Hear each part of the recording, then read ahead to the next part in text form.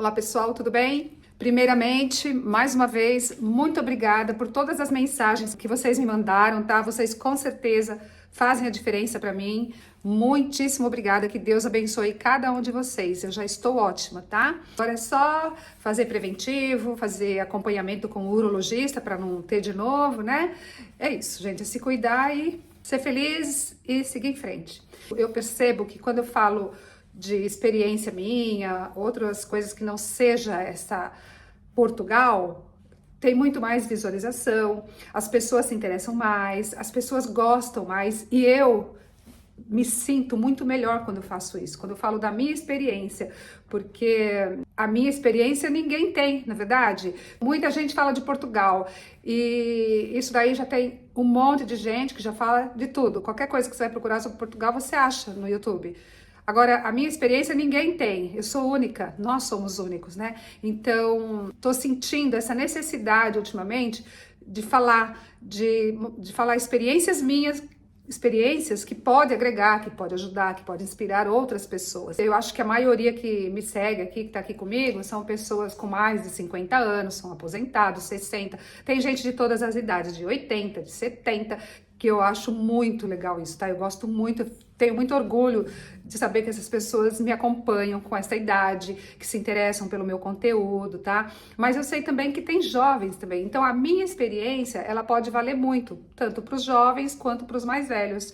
E o que eu vou falar para vocês hoje é o seguinte: faça diferente para você obter resultados diferentes. Eu vou contar para vocês 3 experiências minhas, tá? Como que eu saí da pobreza, quer dizer, eu fui uma pessoa muito pobre, para quem ninguém sabe, né? Acho que eu nunca falei aqui, né? Mas eu vou começar a falar porque eu acho que chegou a hora de vocês conhecerem mais de mim, saberem mais de mim, e eu acho que com a minha experiência eu posso realmente inspirar outras pessoas, jovens ou pessoas mais velhas, não importa.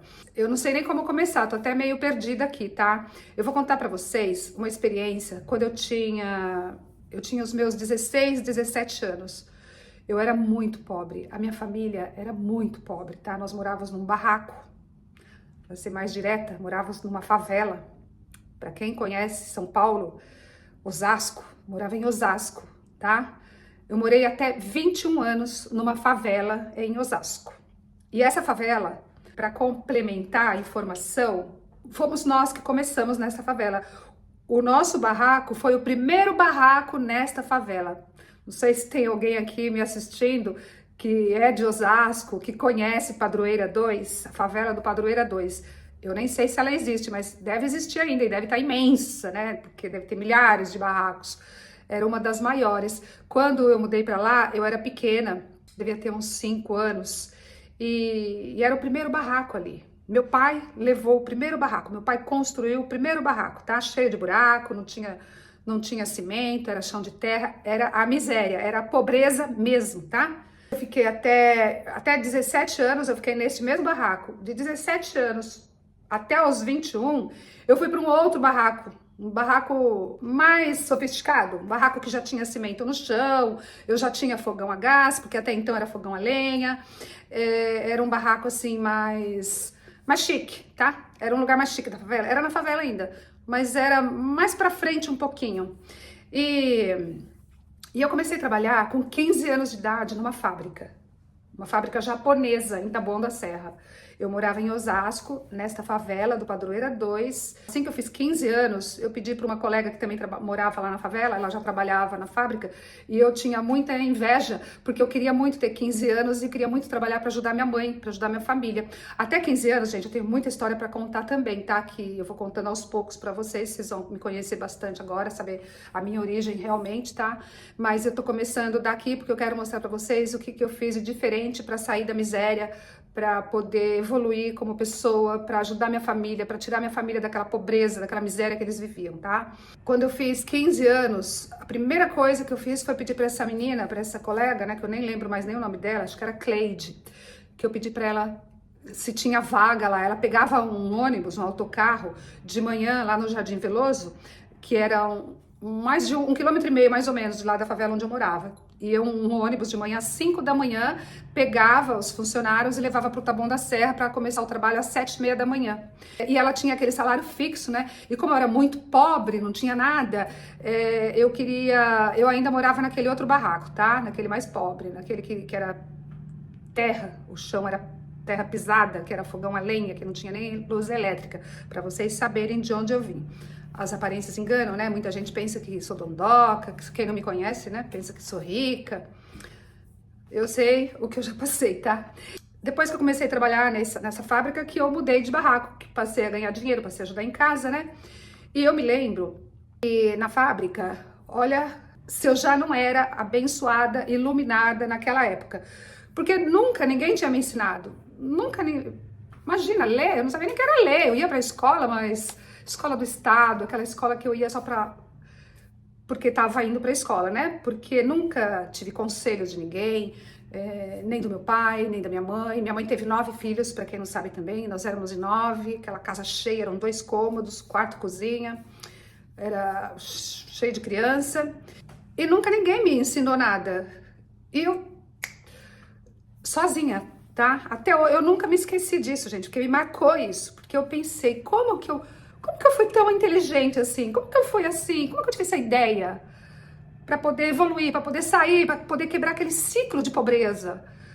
Eu lembro que eu estava na fábrica, eu entrava às 7 da manhã e saía às 5h30 da tarde. Eu levava marmita, aquela marmita de alumínio. Nem sei se existia Tupperware, existia, mas eu era tão pobre que eu só tinha aquela marmita de alumínio, tá? Que a gente levava, esquentava lá no refeitório da empresa, né? Colocava lá no lugar das marmitas e esquentava. Eu não tinha nem direito comida para levar, na verdade, tá? Às vezes eu levava arroz com pé de galinha, tínhamos couve, planta no quintal. O que salvava a gente era o quintal, que a gente plantava bastante, né? Meu pai e minha mãe plantava bastante, plantava mandioca, plantava tomate. Nesse barraco novo, tá? Porque no outro não tinha nem lugar para plantar, tá? Era só o barraco ali, não tinha mais nem lugar para plantar. E nesse outro eu levava marmita, muitas vezes eu levava arroz com couve, não tinha uma proteína, não sabia nem o que era isso, era muito raro ter isso na minha casa, tá? Eu tinha vergonha de comer minha marmita, na verdade, porque minha marmita não tinha quase nada. Tinha aquela comida sem tempero, sem mistura. Enfim, gente, eu fico emocionada, mas eu já trabalhei muito isso na minha cabeça para poder chegar e falar para vocês aqui, tá? Porque realmente me emociona quando eu lembro do meu passado, da minha infância, tudo que eu passei, tudo que minha mãe passou, meu pai, meus irmãos, tá? Eu fico muito emocionada, mas eu acho que eu tenho que passar isso para frente, tá? Eu acho que eu tenho que passar isso para frente. Então, gente, o que aconteceu? Eu chegava na fábrica, de manhã a gente ganhava um cafezinho preto lá no refeitório e um pão de forma, um pão com manteiga, tá? E depois cada um comia sua marmita na hora do almoço e passava o dia assim, né? A gente chegava, já ia direto pro restaurante, lá pro refeitório para comer esse pãozinho que a gente ganhava e um cafezinho preto. E depois dava o sinal, porque era para ir para a fábrica, para começar a trabalhar, né? Era produção mesmo, uma empresa que fabricava componentes eletrônicos no Taboão da Serra, chamava Toco do Brasil. Ela nem existe mais, tá? Porque quando eu vou na minha mãe mora em Taboão da Serra. Quando eu vou lá a última vez, né, que fui pro Brasil, já não existia mais, já é outra empresa no lugar, tá? Antes de eu vir para Portugal já não existia mais essa empresa, Toco do Brasil. Era japonês, todo gerente, chefe, tudo japonês, tá? A diretoria toda japonesa. E eu me lembro que dava o sinal, todo mundo saía correndo, as meninas da produção saía correndo para sentar na mesa. E eu ia junto, né? Não sabia. Imagina, eu saí lá da favela, nunca tinha trabalhado já, mas de empregada doméstica, de faxineira. Antes dos 15, tive uma longa jornada que ainda vou contar para vocês, tá? Então, mas aí, pra mim, era tudo aquele emprego, né? Era o máximo, eu consegui, eu fiz teste, eu passei na primeira, né? Eu fui lá, fiz o teste escrito, depois eu fiz o teste prático e já entrei na primeira, já fiquei lá trabalhando, fazendo o teste já na produção.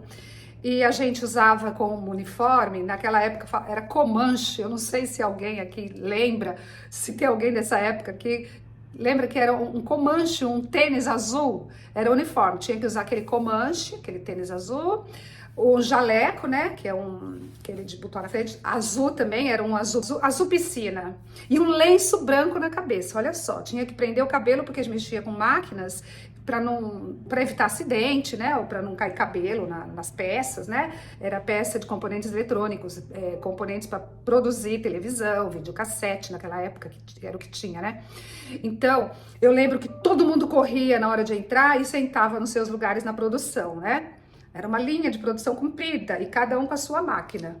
E tinha as máquinas, depois tinha a soldagem, depois tinha ali o controle de qualidade, depois até terminar e colocando tudo na caixinha, né? Começava aqui enrolando os fios, aí tinha a parte da parafina, a parte da soldagem, a linha de produção completa. E todo mundo com aquele uniforme, lenço branco, com manche.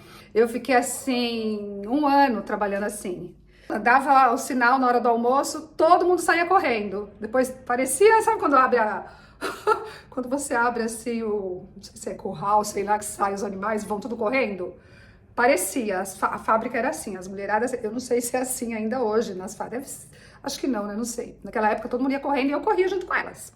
E eu aprendi todo o trabalho da linha de produção. Com uns 2 anos lá, entrou uma funcionária nova, que ela chama Maria Aparecida, eu lembro o nome dela até hoje, Maria Aparecida Vasconcelos, porque ela era tão linda, ela era uma menina tão bonita, que eu ficava assim, olhando pra ela, né, achava ela linda. Eu era muito pobre, eu não tinha roupa bonita, era muito humilde, né, e eu via aquela menina bonita, tinha um cabelão bonito, bem tratado, e eu percebia que ela era tratada diferente também pelo encarregado da produção, pelas pessoas da produção.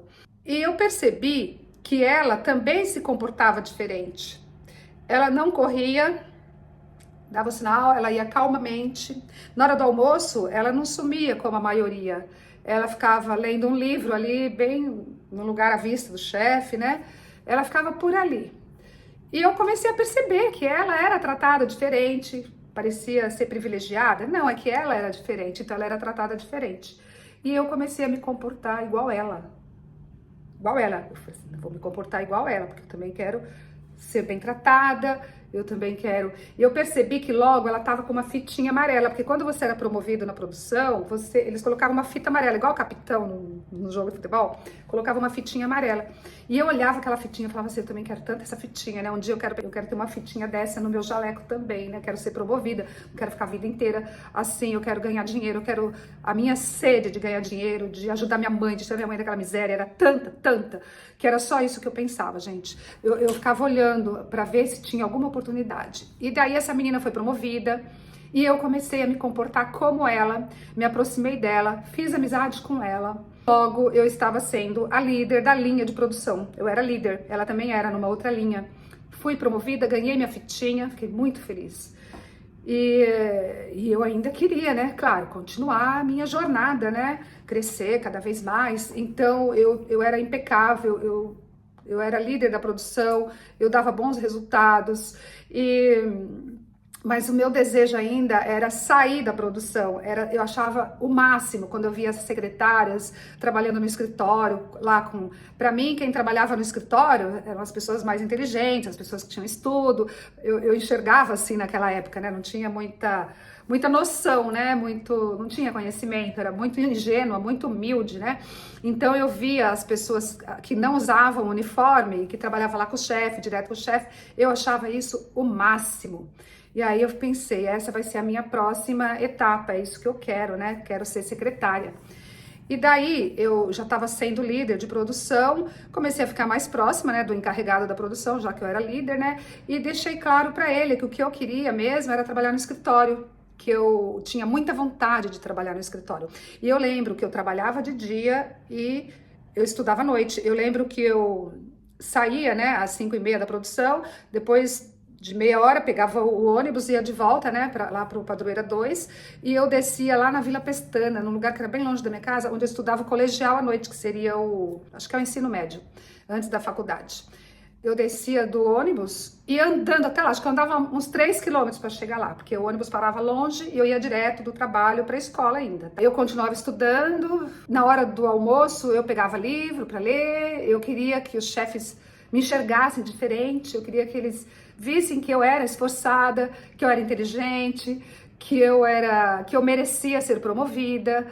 Enfim, eu estava precisando de uma auxiliar de escritório, né? Eu trabalhava como secretária, mas o cargo era auxiliar de escritório. Olha só, para mim hiper promoção isso daí, né? Só de saber que eu ia estar lá pegando na caneta, escrevendo, fazendo contas, fazendo gráficos de produtividade, eu achava isso o máximo, porque eu achava que era tão difícil, né? Então, se eu conseguisse para mim, eu estava conseguindo o máximo, né?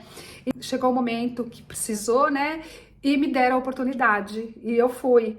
E eu fui, aí eu tirei o lenço já, aí eu só ficava com o jaleco e aquela fita amarela, né? Todo mundo que olhava para mim já sabia que eu não era uma ajudante de produção ali, eu já tinha sido promovida. E passei a trabalhar secretariando o chefe na produção, tá? Era dentro do setor de produção, onde tinha as máquinas, mas eu ficava sentada ali com o chefe. Ele tinha a mesa dele e eu tinha a minha. E eu fazia gráficos de produtividade, eu fazia um monte de trabalhos assim. Eu adorava, eu achava que era o máximo. E nisso eu fui sendo promovida, tá? Na Toco do Brasil, nessa minha empresa, eu fiquei lá 8 anos.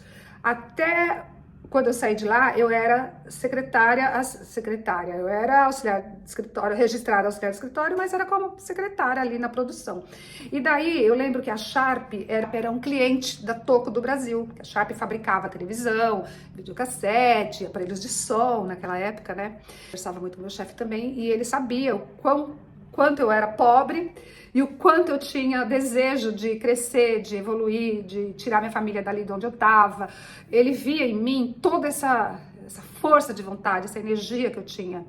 E ele era muito amigo de um chefe do controle de qualidade na Sharp. E esse chefe do controle de qualidade lá na Sharp estava precisando de uma secretária júnior. Aí seria a secretária de verdade, não seria mais auxiliar de escritório. Então, para mim, seria mais um passo, mais uma promoção. E esse meu chefe, ele era um japonês, ele era muito assim, uma pessoa muito boa, também muito generosa. E ele foi e conversou com esse chefe. Ele sabia do meu desejo, né, de crescer, de ser secretária e subindo, né, secretária júnior, secretária sênior, secretária portuguesa, secretária bilíngue. Tinha que estudar muito para ser bilíngue ainda, né? E daí ele conversou com esse chefe e ele mandou eu ir lá fazer a entrevista. Deu tudo certo, gente, por indicação, sempre por indicação, né? E eu fui lá, fiz a entrevista e deu certo. E comecei a trabalhar como secretária júnior na Sharp. E daí de secretária júnior, eu fui para secretária português. Secretária júnior é secretária de chefe. Aí secretária português já é gerente. Secretária executiva já é diretoria.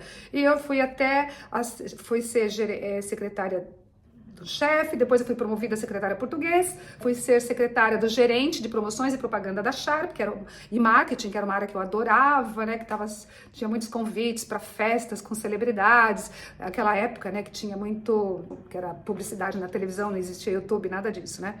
Enfim, gente, o que eu quis mostrar para vocês aí é que tudo mudou quando eu vi o comportamento dessa menina, dessa Maria Aparecida de Vasconcelos. Eu vi do jeito que ela se comportava, que ela tinha um tratamento diferente, que ela era outro nível. E eu quis ser igual ela, sem ninguém me ensinar, sem ninguém me falar nada. Eu comecei a me comportar igual ela e fui galgando minha carreira aí, e fui subindo, tá?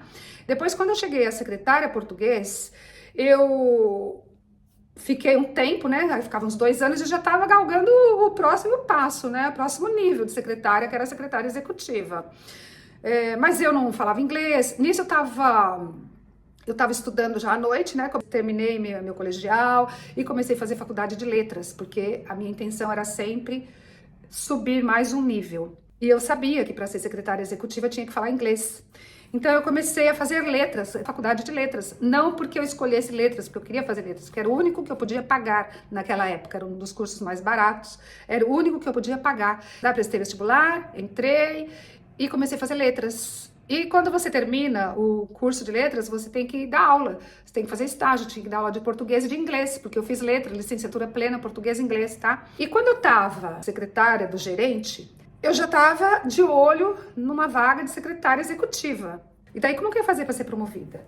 Era assim, era o andar, que era tudo promoções e propaganda e marketing. E depois tinha a tesouraria do outro lado. E lá no fundo era uma sala com toda a diretoria.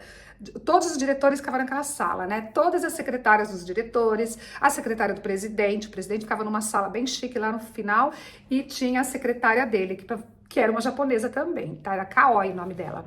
E daí, eu tinha muita vontade de trabalhar na diretoria, queria ser secretária de diretoria. Só que como que eu ia fazer, né? Eu fiz amizade com a Kaoi. A Kaoi, que era a secretária do presidente, ela era Deus no céu e ela na terra, ali. Ela tinha poder até com os diretores. Os diretores ouviam muito ela opinava muito. Enfim, ela tinha grande influência ali na diretoria e presidência da Sharp. E eu, na minha cabeça, eu vou me aproximar da Caó e vou fazer amizade com ela. Fui lá, fiz amizade com ela, você fica amiga mesmo, né? Passa a gostar da pessoa, fiz amizade com ela. E ela passou a gostar muito de mim também, almoçávamos todo dia juntos. É claro que era como uma formiguinha, era um trabalho que eu estava fazendo, né, passo a passo. Então eu fui fazendo amizade com ela, não foi da noite pro dia, acho que demorou uns 2 anos também, tá? Essa amizade demorou uns 2 anos, até que apareceu uma vaga de secretária executiva bilíngue, com superintendente da Facit, naquela época era Facit, era máquina de escrever, é uma divisão da Sharp que cuidava que era só máquina de escrever, o produto era máquina de escrever, que nem existe mais, né? E daí, esse presidente, ele ouvia muito a Caoi. E ele precisava de uma secretária executiva. E ele foi pedir ajuda para quem? Para a Caoi. E a Caoi, quem que ela indicou? Eu. Por quê? Porque ela sabia que eu era esforçada, que eu fazia faculdade de letras, que meu desejo era evoluir cada vez mais, estudar, fazer por merecer, né? Galgar minha jornada até chegar onde eu queria. E ela me indicou para esse superintendente. Não sabem do pior. Eu era muito insegura, apesar de eu estar estudando letras, eu era muito insegura com o meu inglês. Eu não era fluente. E ele precisava de uma bilíngue. E ele mandava muito fax, naquela época era fax, mandava para a Escócia. Ficava na Escócia a matriz da Facit. Então tinha muitos assim fax, né? Não era e-mail naquela época, era fax. Acho que era telex, essas coisas do passado. E eu tinha que fazer isso em inglês. E eu não era preparada, mas em nenhum momento eu falei que eu não estava preparada. Eu fui assim mesmo, é claro que eu rezava muito, pedia muito para Deus para me ajudar, para me dar sabedoria, né? E eu tinha uma amiga que fazia faculdade comigo, a Edna, que ela trabalhava na época era Elebra, tá? Que depois virou a Alcatel, né? A Alcatel comprou a Elebra. E a Edna, ela já tinha morado fora do Brasil, morou em Israel, e o inglês dela era impecável, ela era fluente, ela sabia muito, ela era executiva, ela sabia muito inglês, e ela era muito minha amiga. E daí, o que eu fiz? Eu conversei com ela, eu falei, Edna, tem uma vaga para mim assim, assim, mas eu sou insegura no inglês, se eu precisar, você me ajuda? Gente, vocês não vão acreditar. O Boulanger, o nome dele era Boulanger, olha só, Boulanger, nome padeiro, né? Em francês, o nome dele era Boulanger. Ele não sabia nada de inglês também, então ele precisava de uma secretária que soubesse, né? Mas era mais fax, não era assim muita conversação, né? Então, eu sabia que ele ia me dar um tempo, né, para eu redigir e eu ia ter que me virar. Então, combinei com a minha amiga. Cada vez que ele me pedia alguma coisa para redigir em inglês, eu mandava para ela por fax e ela mandava de volta para mim. Eu digitava tudo na máquina, né, e entregava para o chefe. E assim foi, gente. Ficou um bom tempo, depois a Facit fechou. Aí, como eu já estava como secretária executiva bilíngue, eu continuei no mesmo cargo e fui secretariar um outro presidente da Excon, que era a parte de exportação da Sharp. E aí eu estava lá na diretoria, perto do... Naquela época tinha copeira, ela trazia cafezinho na xícara, era um status assim que eu amava, né? Status, né, na verdade. Depois, é claro, com o tempo eu aprendi, né, que status não paga conta de ninguém, o que paga conta é dinheiro, né? Mas eu tava lá, eu me sentia o máximo sendo secretária daquele diretor, depois que era mais chique ainda do que o Boulanger lá da Facit, tá? E daí eu fui ser secretária do Regis Guimarães, ele era chamado de doutor Regis Guimarães, ele era presidente da Excon naquela época, e eu rezava para não aparecer nenhuma ligação em inglês, porque eu suava. Eventualmente aparecia uma, mas eu me virava, tá? Mas não era tanto, né, o inglês. Mas o que eu quero falar para vocês é o seguinte, desde sempre eu tive muita garra, muita vontade de crescer, de evoluir, e eu me comportava diferente de todo mundo. Primeiro foi na produção, com essa menina que eu percebi que ela era uma diferenciada, ela era comportada, ela era educada, ela lia, eu comecei a fazer igual ela. E fui promovida. Depois eu fiz amizade com a secretária do presidente e fui promovida.